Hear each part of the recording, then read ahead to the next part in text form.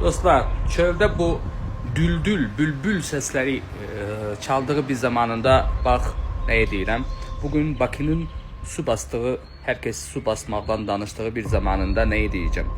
Futbol turnuvası başlayacaq və ondan sonra İran savaş təzədən qızışacaq və o İran savaş qızışan müddətdə həm radiasiya dövrü, bu 1.200.000 adam baxdığı bu videoları. Danışmıram ki, bunu mən illərdir deyirdim və vot bunu.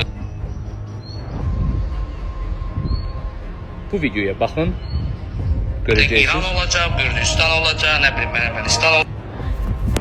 Ha belə sellərin, suların gələcəyi deyən bir adam olaraq bugün siz bunu yaşayırsınız. Bundan sonra radiasiya üçün dərmanları mütləq hazırla. Bunu bir dəfə paylaşmışdım. Sellərin düz çıxdığı üçün təkrar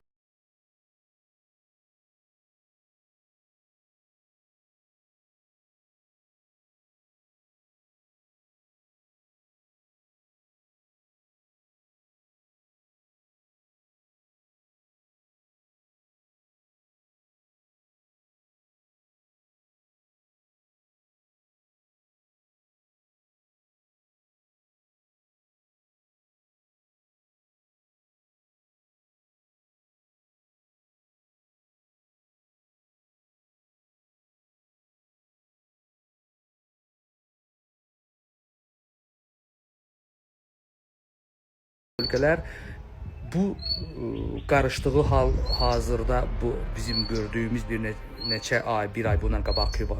Ondan da çox böyük bir vəziyyətə gələcək.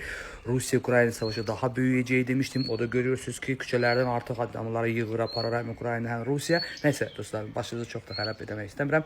Radiasiyaya təkrarən xəbərdarlıq edirəm ki, böyük sellər, daha böyük olmadığı qədər böyük sellər demişdim, oldu və daha da böyük sellər.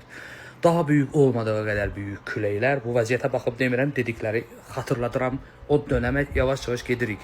Bu aylar və bundan sonraki gələn aylar, illər daha da çox bu olacaq və ha belə zəlzələlər olur ki, son 2-3 il ərzində dünyanın bir çox yerlərində böyük zəlzələlər olur. Artıq dünən Yaponiyada da oldu. Minlərlə insanların təxliyələri baş verir və bu dönəm mən demişdim.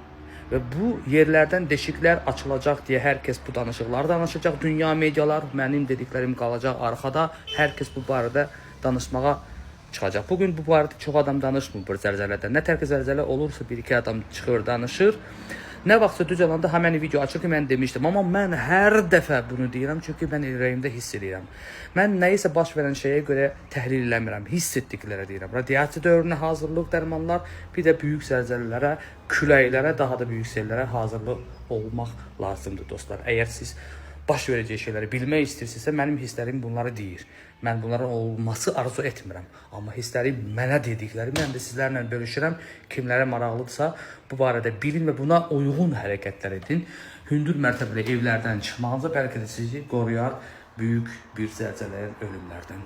Dünya üzərində bu böyük başqa ölkələrdə baş verəndən sonra artıq bu barədə danışanlar çox olacaq və o zaman Novostroyka evləri satmaq da çətin olacaq, həyat evləri də keçməyə çətin olacaq. O zaman mən demirəm ki, hər kəs öləcək. Əgər Novostroykada bir zəlzələlər dönəm dünya üzərində başlasa, artıq dünyada bu baş verən şeylərə görə bütün dünya təşviş halına düşəcək ki, böyük hündür evlərdə yaşayanlar artıq evləri də dəyər dəyməcə də sata bilməyəcək.